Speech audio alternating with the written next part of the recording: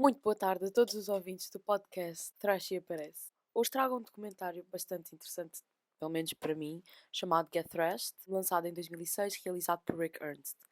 Como é óbvio pelo nome, este documentário retrata os primórdios da thrash scene e as bandas que ajudaram a catapultar este subgénero da metal scene para o seu pico até o seu enterro após o boom do movimento grunge, ou seja, Nirvana, Pearl Jam, Soundgarden, etc. Este documentário é muito importante para mim, sendo que este subgénero de metal foi o primeiro que me foi introduzido, fazendo com que eu ficasse envolvida na cena até hoje, seja internacional ou local, e daí eu ter escolhido falar sobre ele. Inclui músicas de bandas maioritariamente de thrash da altura que pertenciam à cena underground, tal como os Exodus, os Cronin, os Warning SF, os Megadeth, que pessoalmente são uma das minhas bandas preferidas, os Slayer, que foram a banda que me introduziu ao metal, os Ulysses Siren, os Anthrax, os Suicidal Tendencies, que não são bem thrash, é mais crossover, mas eu vou falar sobre isso mais à frente. Os Creator, que eu já tive o maior prazer e honra de ver ao vivo, tal como os Megadeth. Os Nocturnal Fear, os Pantera, que também não são thrash, mas o porquê da sua aparição aqui será explorada mais à frente no podcast. E por fim, a banda mais underground de todas até hoje, os Metallica. Obviamente, eu estou a brincar. A fama dos Metallica de hoje em dia, a meu ver, dá-se muito ao facto destes terem saído da cena do thrash quando começaram a ganhar mais fama, fazendo assim a sua música mais comercial, o que claramente resultou. O seu self-titled, conhecido como Black Album, foi o que os catapultou para o mainstream e a partir daí estes foram meio que diluindo o seu som mais para o rock, como no Load e no Reload. Ainda tendo bastantes raízes, não só do thrash, mas do heavy metal também. Ao longo da discografia dos Metallica conseguimos ver uma grande representação do thrash, tipo, no início, com o Kill 'Em All, o Ride the Lightning, o Master of Puppets e o Injustice for All. Um afastamento dele e depois uma reconexão com este após 2008, quando o Roberto Trujillo se juntou a eles. Porém, muitos fãs de thrash ficam revoltados ao ver como os Metallica cederam à pressão de se comercializar, sendo que quando este movimento emergiu era apenas sobre a música, a diversão e a paixão. Não havia dinheiro junto à mistura. Enquanto que é verdade que os Metallica ganharam uma enorme audiência quando começaram a desmetalizar, por assim dizer, o seu som, isso não apaga o grande impacto que estes tiveram na cena do thrash da altura. Mas enfim, eu já estou a fugir ao assunto principal. Este documentário também inclui imagens de concertos captadas por Walter Morgan, Rat Skates e Doug Sexton, que mostram os concertos e bastantes gravações de mosh pits. Também inclui imagens captadas por Frank White, Harold O, Matthias Prill, The Old Bridge Militia, mais à frente também vou falar sobre eles, Ron Akiyama, Kevin Hodap, BJ Bappas, Slip Disc Records e Scott Robinson.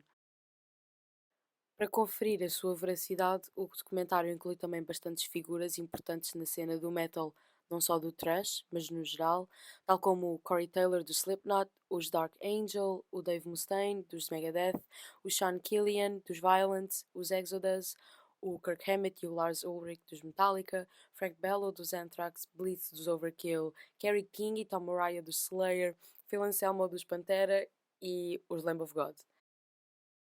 O Frank Bello, o baixista dos Anthrax, diz no documentário até que, entre aspas, era uma época onde tudo era novidade. Ninguém sabia o que era, mas todos falavam sobre isso. Mas, falando mais aprofundado sobre o metal em si, e resumindo o que o documentário nos mostra, este subgénero é dito ter sido criado em meados dos early to mid-80s, porque sentiu-se necessidade de levar o metal que já existia, como por exemplo Judas Priest, Black Sabbath e Iron Maiden, para o próximo nível. Muitos acreditavam que este próximo nível a que a scene foi levada era demais, mas pronto, mal sabiam eles que os próximos níveis mais extremos que o metal chegaria, como tipo death metal, black metal, mas pronto, esse não é o assunto agora. Estes músicos, como dito no documentário, queriam também mostrar que conseguiam tocar, tal como as grandes bandas anteriores a eles que os inspiravam. Neste caso, os instrumentalistas aumentariam a velocidade dos seus riffs, o que é uma característica bastante preeminente no thrash, e a qualidade da sua performance era medida se eles conseguiam tocar os riffs cleanly ou não. Ora bem, não se pode começar a falar de uma subcultura sem primeiro discutir o seu nome, óbvio. Portanto, neste documentário é dito que o termo thrash é proveniente da hardcore scene, que também se encontrava em desenvolvimento na altura, e estas bandas tocavam bastante rápido e a maior parte dos thrashers inspiraram-se bastante nisso.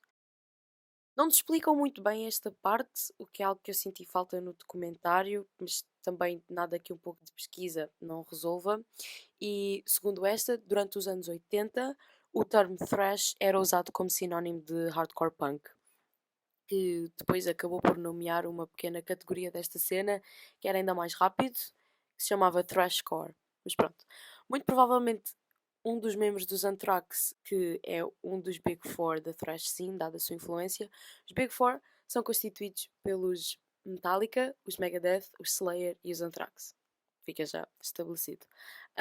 Mas pronto, muito provavelmente um dos membros dos Anthrax ouviu este termo e escreveu a música Metal Thrashing Mad, expressão que depois foi usada por Malcolm Dome, um jornalista da Kerrang! Magazine, que era uma revista que falava imenso sobre o pessoal do rock, o pessoal do metal, etc., para se referir aos autores da música.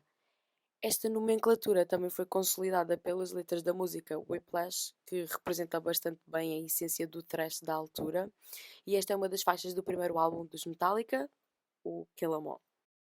Nestas letras, James Hetfield utiliza a expressão thrashing all around, o que é um excelente retrato dos concertos de thrash, sendo que o público destruía tudo e isso marcava bastante os concertos. Mas eu sinto que também toda esta música marca bastante a cena do thrash, é muito emblemático. Ora, quando se pensa em thrash, há umas quantas regiões na Europa que se pode dizer terem sido a origem, porém o berço do thrash metal no seu estado puro e duro são os Estados Unidos da América. E neles constituem três zonas específicas que tiveram grande impacto e influência nas outras bandas que estavam por vir, sendo elas a cena de LA, de onde vêm os Metallica, apesar de se terem mudado para São Francisco pouco depois de terem ganho fama, a cena de Bay Area, ou seja, São Francisco, de onde vêm os Exodus, e a cena de Nova York, de onde vêm os Anthrax e os Overkill. Tal como a maioria dos estilos de música alternativa, a rádio tinha tendência a fugir muito deste subgénero por vários fatores. O mais proeminente era o conteúdo lírico das músicas, que muitas vezes não era muito amigável, por assim dizer. Muitas das músicas falavam sobre Satanás, o que na altura não era recebido de uma maneira muito calorosa, dada a onda de Satanic Panic que andava a ocorrer pela população mais velha dos Estados Unidos. Também falavam sobre morte e assassinatos e, obviamente, muitas das pessoas não queriam que isso influenciasse as massas mais jovens, daí a evitação deste subgénero. Infelizmente, até hoje, isto é algo que continua a ocorrer, sendo que as rádios mais mainstream fogem bastante à música alternativa e fazem também parecer que sabem o que todos gostam, como se todos gostassem da mesma coisa, passando músicas que têm demasiado semelhanças entre si, mas isso já é uma opinião pessoal e eu não vou aprofundar muito. Mas pronto, seria impossível falar de rádio sem também falar dos record labels, cujos thrashers enfrentavam exatamente o mesmo problema como o da rádio. Este estilo musical era bastante difícil de distribuir, exatamente pelas razões de que falei antes. Não se esperava de todo ouvir esta música, seja na rádio, seja na TV, nem se esperava sequer que a música fosse gravada, sendo que era muito difícil contratar uma gravadora que estivesse disposta a lidar com o pessoal deste movimento ou com a música dele em si também. Felizmente, alguns labels especializados em metal começaram a surgir e tiveram um grande impacto. A label Metal Blade surgiu primeiro, graças a Brian Slagel. Este fez uma coletânea até chamada Metal Massacre, que incluía faixas de várias bandas da altura, sendo a mais notória delas os Metallica, o que lhes deu imenso reconhecimento na época em que foi lançado. Mas pronto, agora passo um bocado a aprofundar sobre as scenes que falei anteriormente, Los Angeles, da Bay Area e Nova York. Começando então por Los Angeles. As bandas principais desta scene eram os Metallica, os Megadeth, os Slayer e os Suicidal Tendencies. Apesar de nesta época o mainstream olhar mais para o movimento do glam rock que estava a ocorrer ao mesmo tempo, a thrash scene estava sempre a crescer e havia imensa competição entre as bandas de thrash e glam. E como se eu já não tivesse falado o suficiente sobre a Metallica neste podcast ainda, passo a aprofundar um pouco sobre o seu surgimento, porque eles de facto foram alguém que marcou imenso a thrash scene. Muito do pessoal que testemunhou o surgimento desta banda diziam que os Metallica apareceram e mostraram a toda a gente como é que isto devia ser feito. Sendo que estes depois afetaram todas as bandas que tinham contacto com eles. Algo que também marcou imenso esta cena foi a morte do primeiro baixista dos Metallica, o Cliff Burton, sendo que muitos dos jovens envolvidos nesta cena nunca tinham lidado com a morte de alguém antes e foi algo super repentino. O baixista morreu num acidente de autocarro enquanto eles estavam a fazer tour, então foi algo que chocou imensas pessoas. O choque também se dá ao facto de este baixista ser genuinamente um gênio. A sua presença no palco e a sua técnica é algo que até hoje em dia inspira milhares de baixistas por todo o mundo, incluindo eu. E pronto, graças aos Metallica surge também a banda que, pessoalmente, como eu disse anteriormente, eu acho uma das melhores de sempre, que são os Megadeth. A história de como os Megadeth foram formados é contada tantas vezes que parece um disco riscado. E até há uma espécie de relação simbiótica entre estas duas bandas, sendo que não haveria Metallica sem o Dave Mustaine e não haveria Megadeth sem os Metallica. Mas para quem não sabe, eu passo a contar a história. No início dos Metallica, antes do Kirk Hammett se ter juntado à banda, o guitarrista original era o Dave Mustaine, ou seja, o fundador dos Megadeth. O problema é que, dada a sua infância infeliz, Mustaine era um adolescente bastante instável, tendo problemas em lidar com o consumo de álcool e com a sua raiva também, dado que ao beber muito este tinha ataques de raiva. Dado a sua infância também, com um pai ausente e afins, ele apegou-se muito facilmente ao resto dos membros dos Metallica, até chegando a considerá-los seus irmãos. Era como uma família que ele nunca tinha tido. Porém, por causa dos seus problemas a conter a raiva, os membros fundadores da banda, o James e o Lars, decidiram despedir o Dave, mandando-o para o autocarro de volta onde ele vivia. Obviamente o Dave sentiu-se muito triste e revoltado com esta situação toda e jurou a si mesmo de criar uma banda que fosse ainda mais trashy que os Metallica para se poder vingar e, na minha opinião, ele até conseguiu chegar a esse objetivo. Claro que não teve tanto reconhecimento como os Metallica, mas eu sinto que o seu teor musical é muito melhor que os Metallica. Mas isso também é uma opinião pessoal, que muita gente iria discordar com, e até são opiniões que geram conflito na cena do metal. Há aquela cena toda que é Megadeth versus Metallica, e pronto, é tema de discussão, portanto. Mas voltando ao tópico, ainda bem que tudo isto ocorreu, porque os Megadeth também foram uma banda que influenciaram imensas outras bandas, sendo que eram vistos como o pico do thrash metal e não havia nada tão rápido como eles. De seguida, nesta cena, temos os famosos Slayer. Estes surgem durante a febre Megadeth Metallica e esta é acreditada como a banda mais pesada de sempre, mas na minha opinião é mais a banda mais pesada da altura, mas pronto.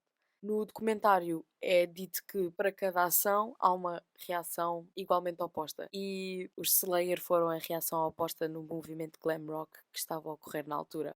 Enquanto que os glam rockers usavam maquilhagem de uma maneira mais feminina e vestiam-se de uma maneira mais feminina, os Slayer usavam maquilhagem mais a parecer que iam à guerra. Eles pegavam em pinturas pretas e espalhavam nos olhos e depois, obviamente, não iam vestidos de maneira feminina para o palco. Era algo que eles tinham repulsa de. Na cena do glam, o lançamento do Rain in Blood, que é o álbum considerado como a bíblia do thrash, foi o que realmente os catapultou para a fama e o que os tornou a maior banda da LA scene e também a mais bem sucedida. Por fim, temos os Suicidal Tendencies, que não são bem considerados thrash, mas sim crossover, ou seja, é como se fosse uma mistura do thrash e do punk. Houve também uma segunda wave nesta cena, que era constituída pelos Dark Angel, os Hyrax e os Agent Steel.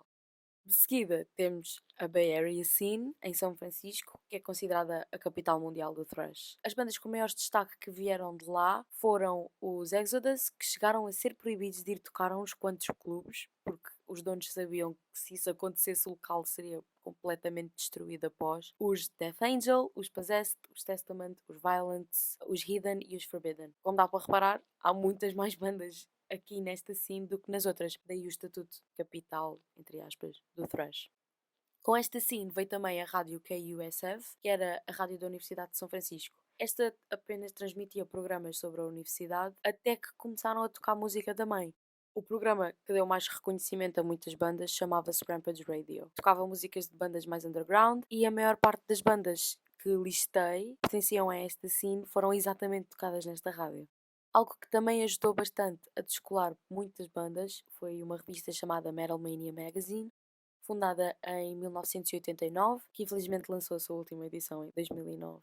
A venue mais notória desta scene era o Woody's Inn e é dito no documentário que mesmo depois dos concertos o pessoal continuava lá para falarem uns com os outros e para falarem com as bandas também, o que eu achei bastante interessante, sendo que é algo que eu tenho a honra de experienciar também quando vou a gigs de bandas locais. É sempre uma alegria enorme chegar um bocadinho mais cedo, ficar a falar com o pessoal das bandas, ficar lá até mais tarde e falar com eles, falar com pessoas novas que partilham o mesmo amor por música, porque música é mesmo isso. Concertos juntam pessoas com os mesmos gostos e eu acho bonito as pessoas falarem sobre isso e aproximarem-se por causa disso também. De seguida temos a New York Scene, constituída pelos Anthrax, que na minha mais honesta opinião são os piores dos Big Four do thrash. Eu até gosto do instrumental, mas as vocals do vocalista são demasiado clean, parece que estão fora de sítio, parece que ele não está a cantar o género de música certo, mas voltando ao tema principal.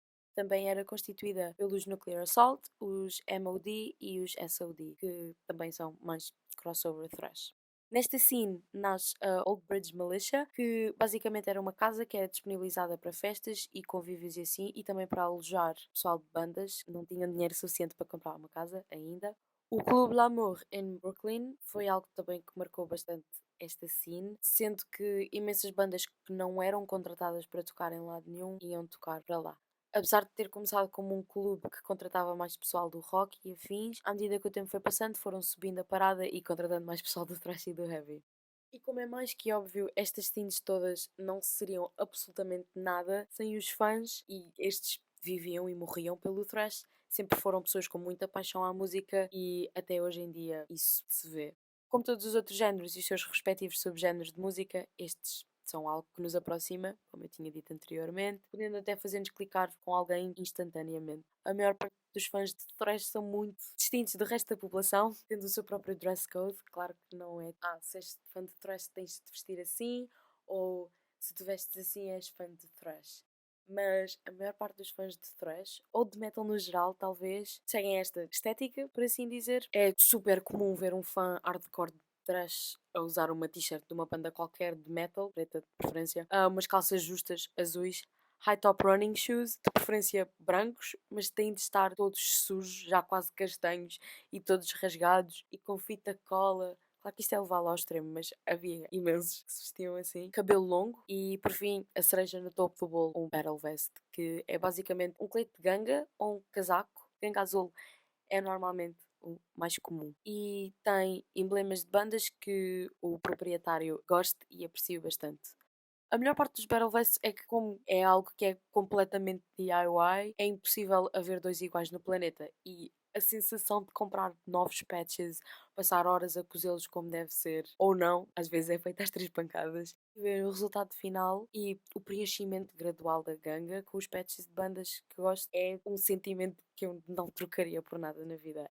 Outra coisa que é muito característica nos fãs de thrash é o seu comportamento nos concertos. Os elementos principais deste comportamento são o headbanging, que é o ato de abanar a cabeça para trás e para a frente de maneira rítmica ao longo da música, e muitas vezes, após muito tempo durante uma noite a fazer headbanging, é possível ficar-se com algo chamado hangover.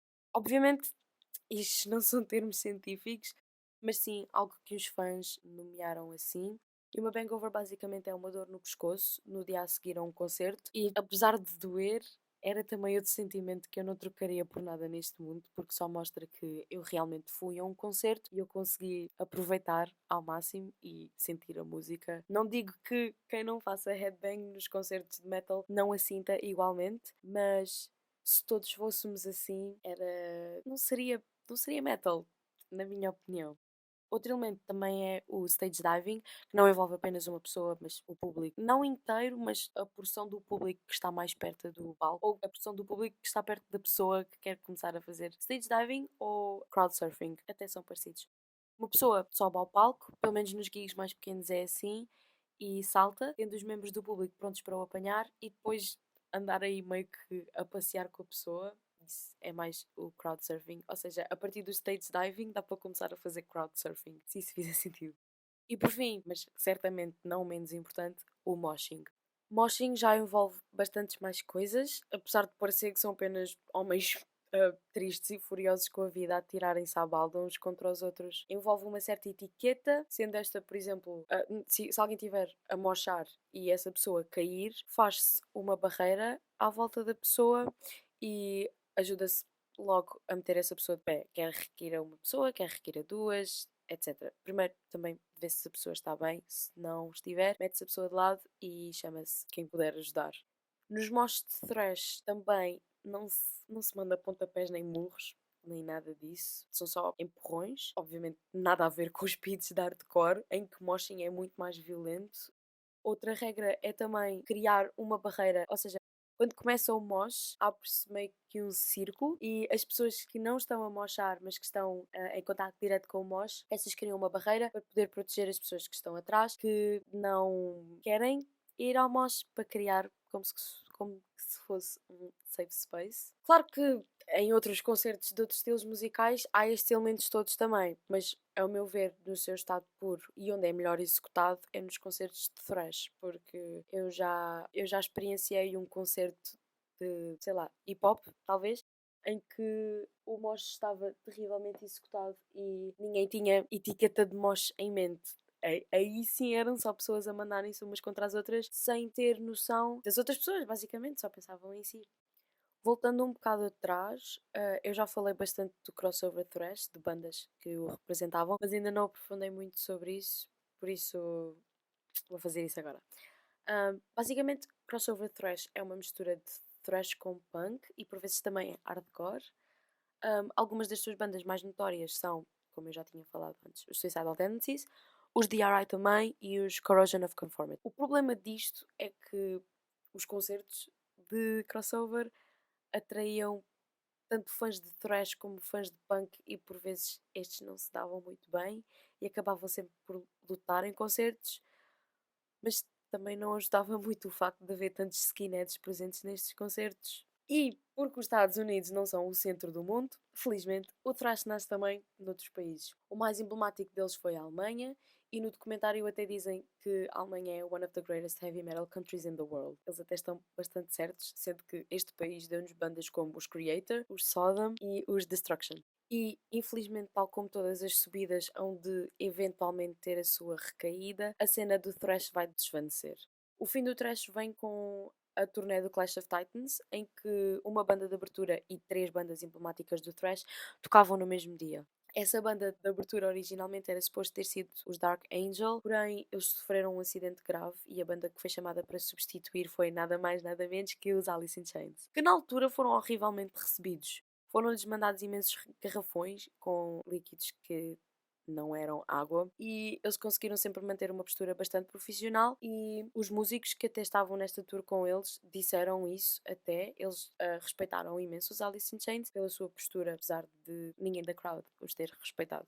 Muitos dizem até que esta tour foi a morte do thrash, e apesar de eu entender o que eles querem dizer, eu não consigo concordar a 100%, sendo que eu estou a par de imensas bandas recentes locais que continuam a manter o thrash vivo e é uma honra imensa estar viva para conseguir acompanhar essas bandas.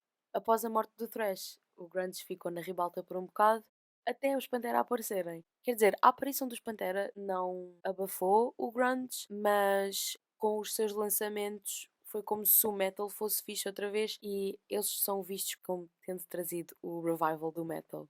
E ao longo do tempo, como tudo o que é bom na vida, o thrash foi sofrendo alterações e modificações para criar coisas novas, sejam elas boas ou insuportáveis. Dá-se a evolução do thrash para o black metal, para o death metal, para muitas outras coisas, porém isso serão episódios para outra altura. E eu acredito plenamente que ainda há uma vivência enorme do thrash e da sua cultura e cada vez há mais bandas a surgir e a serem descobertas. E assim concluo este episódio do podcast. Muito obrigada por terem ouvido e espero que isto vos dê vontade de explorar mais a imensidão que é este subgénero do metal, porque para além destas bandas que eu falei, tiveram reconhecimento, há mais outras 300 que não tiveram reconhecimento absolutamente nenhum e que ainda não têm nesta altura e eu acho muito triste. Uma banda que eu acho que merecia mais reconhecimento, aproveito também este episódio para dar reconhecimento a quem merece, são os Whiplash, que são nomeados a partir da música dos Metallica, mas na minha opinião os Whiplash são 10 vezes melhores que esse álbum dos Metallica e, a meu ver, eles escreveram o melhor álbum de thrash de sempre, que é o Tickets to Mayhem, e eu encorajo muito toda a gente a ir ouvir esse álbum pelo menos uma vez, de início ao fim, porque eu acho que encapsula muito bem a essência do thrash. E pronto, não se esqueçam de apoiar as vossas bandas locais, porque todas as bandas que eu falei agora neste episódio que se tornaram enormes já foram uma vez as bandas locais que vocês podem ir ver por 5 € numa venue pequena, se não menos. E pronto, muito obrigada.